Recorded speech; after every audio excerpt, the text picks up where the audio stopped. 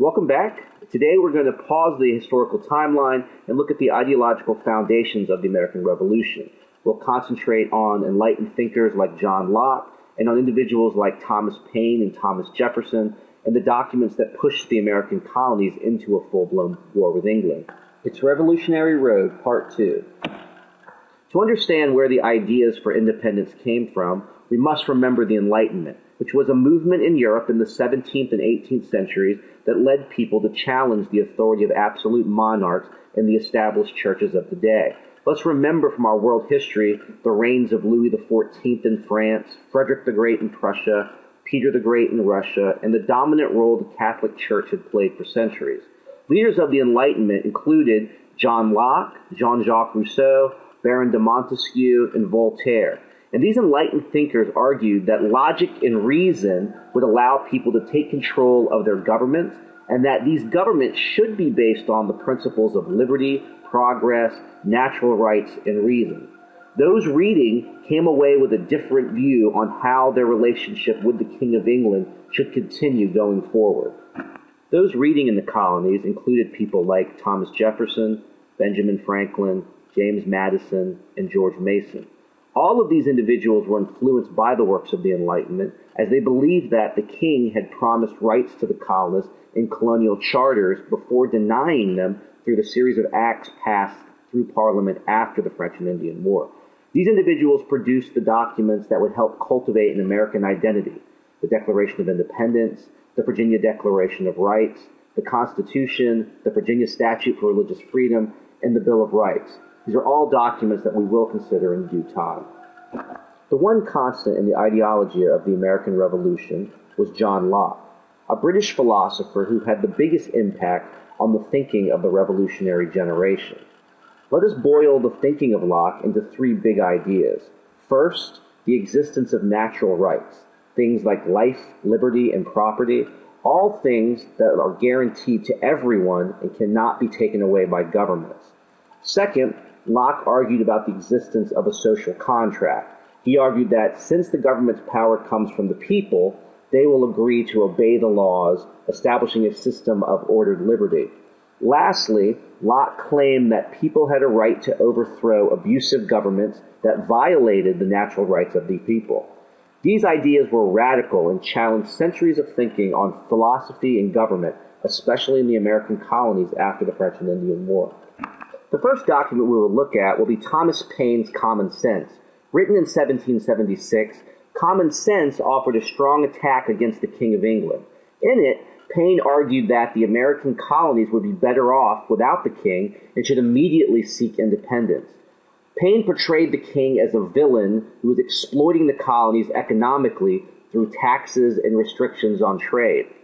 In Common Sense, Paine claimed that the colonists needed to create a society free from tyranny, and that it was foolish for a small island to control an entire continent.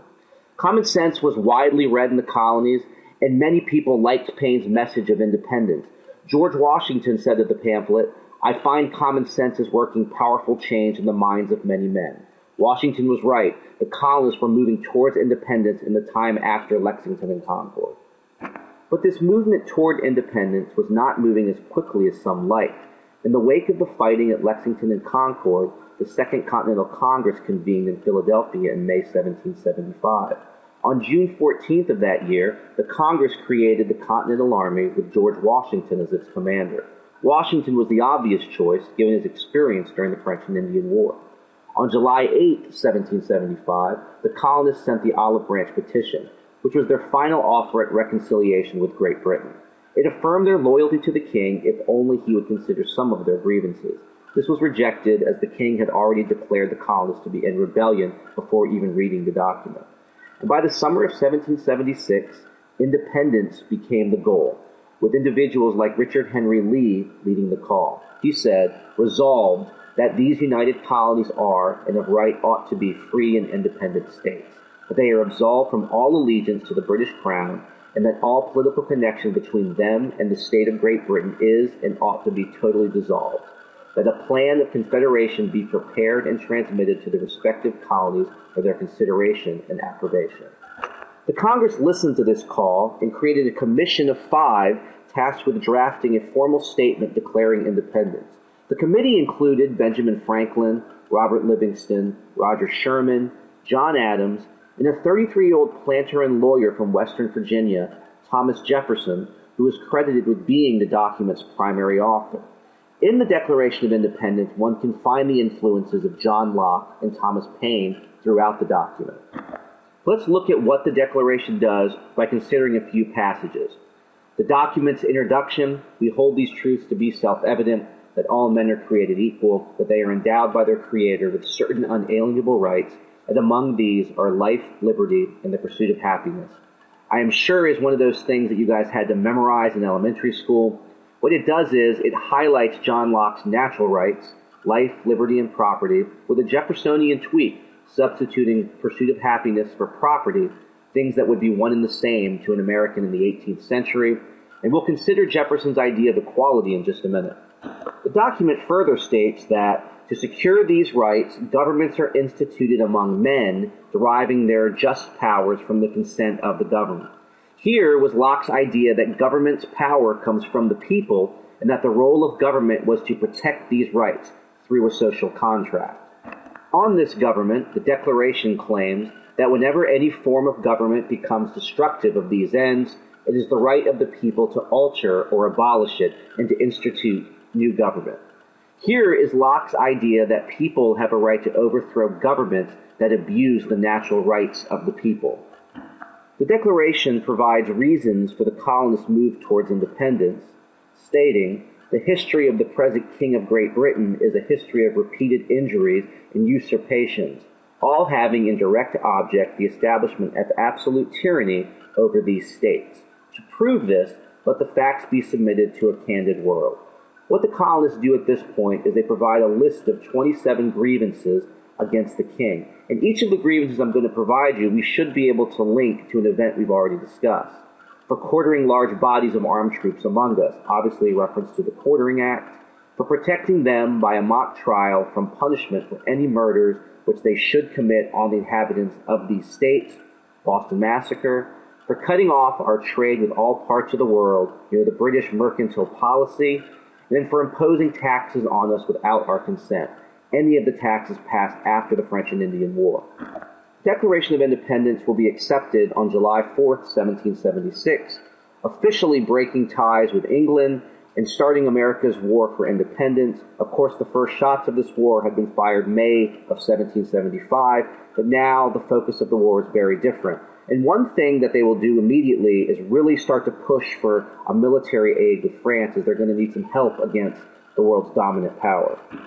Let's close the show by considering the impact of the Declaration's most iconic line, "All men are created equal," not just in 1776 or even the 18th century, but in American history over the next 200 years. Look at John Trumbull's iconic image.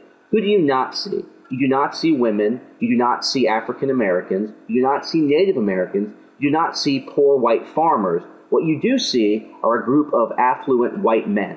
And despite the realities of the time, which was a society controlled by affluent white men, the Declaration offered a promise, one that will take 200 years to be fully realized. This promise will dramatically increase the political, social, and economic participation of many groups in America over time.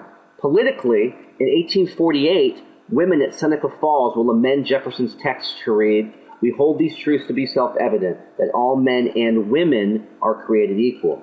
They then offered some grievances of their own, but instead of the King of England, their target audience was male society at large.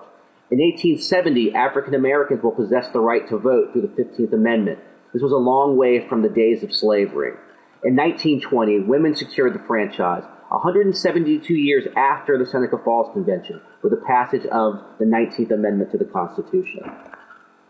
Socially, we'll see the language of the Declaration of Independence used in the abolition movement in the 19th century and in the extension of civil rights throughout the 19th and 20th centuries. Economically, we will see the Declaration used by strikers at Homestead in 1892 as they tried to improve their working conditions in Carnegie steel mills. Throughout the recent past, women will struggle with equal pay for equal work, a debate still ongoing, but they have a voice in this debate today. The Civil Rights Act will prohibit discrimination in hiring based on race, creed, age, and religion. All men are created equal was not realistic in 1776, but by the year 2012, we see its impact has been far-reaching for many, and that we are much closer to fully realizing the impact of this promise. We will consider the war between Great Britain and its American colonies next time, and see the emergence of an independent United States of America on the world stage. Until then, good night, Albuquerque.